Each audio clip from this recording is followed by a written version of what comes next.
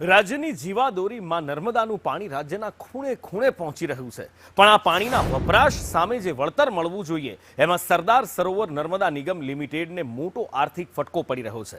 રાજ્યના મહાનગરોથી લઈ નાના ગામડાઓ સુધી નર્મદાના નીર પહોંચાડવામાં આવે છે, પણ આશ્ચર્યની વાત એ છે કે પાણીના વપરાશ પેટે વિવિધ એકમો પાસેથી નિગમને હજી સુધી 6,231 કરોડ 20 લાખ રૂપિયાની માતબર રકમ વસૂલવાની બાકી છે। અમદાવાદ, સુરત, વડોદરા, રાજકોટ અને એની સાથે 8 મહાનગરોની સાથે સાથે 190 નાના શહેરો અને 10,000થી વધારે ગામોમાં પીવા માટે નર્મદાનું પાણી અપાય છે।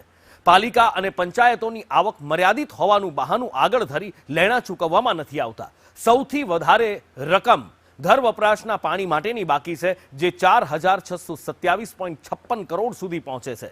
આ ઉપરાંત ઔદ્યોગિક એકમો પાસે 597 કરોડ 78 લાખ રૂપિયા અને સિંચાઈ માટે આપવામાં આવેલ 1,008 કરોડ 6 લાખ રૂપિયા હજી સુધી નિગમની તિજોરીમાં જમા નથી થયા। અબજો રૂપિયાના આ લેણા બાકી છે, પણ તેમ છતાં નિગમ દ્વારા પાણીનો પુરવઠો યથાવત રાખવામાં આવ્યો છે।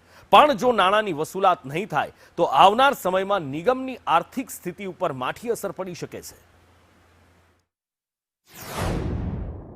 નર્મદાના પાણીનો ઉપયોગ સૌ કોઈએ કરવો છે, પરંતુ જે એકમો અને રેસિડેન્શિયલ વિસ્તારની અંદર તેનો ઉપયોગ થાય છે તેના નાણાં સરદાર સરોવર નર્મદા નિગમને આપવામાં નથી આવતા। છેલ્લા 3 વર્ષમાં અલગ અલગ હેતુ માટે વપરાયેલા પાણીના 6300 કરોડ કરતાં વધુની રકમ SSNL એટલે કે સરદાર સરોવર નિગમને ચૂકવવામાં નથી આવી।